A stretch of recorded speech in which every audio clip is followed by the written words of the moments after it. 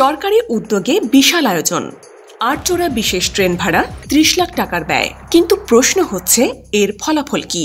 সিলেট থেকে বরাদ্দকৃত ট্রেনে উঠেছিল মাত্র ৫০ থেকে ৬০ জন। গণ অভ্যুত্থানের নামে এত খরচ, অথচ আসলে কি মানুষ জড়ো হচ্ছিল নাকি কিছু দেখানোর আয়োজন?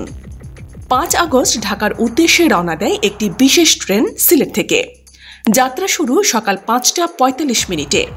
সিট সংখ্যা ছিল ৫৪৮টি, অথচ যাত্রী মাত্র ৫০ থেকে ৬০ জন।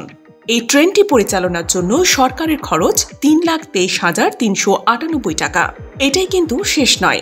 মোট ৮ জোড়া ট্রেন ভাড়া করতে সরকারের বরাদ্দ ৩০,৪৫,০০০ টাকা। এই টাকা আসছে মুক্তিযুদ্ধ বিষয়ক মন্ত্রণালয় থেকে। সিলেট রেল স্টেশনের ম্যানেজার জানালেন, কিছু পুলিশ সদস্য ছিলেন ট্রেনে, তবে সাধারণ যাত্রী সংখ্যা ছিল হাতে গোনা।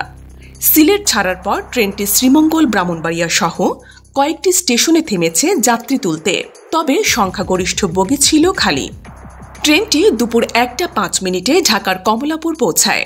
রাত ৯টায় আবার ফিরে যায় সিলেটের পথে। এখন প্রশ্ন, সরকারের এত খরচ, এত আয়োজন, অথচ মাঠে গড়হাজির ছাত্র জনতা। গণ অভ্যুত্থান নাকি গণপ্রদর্শন?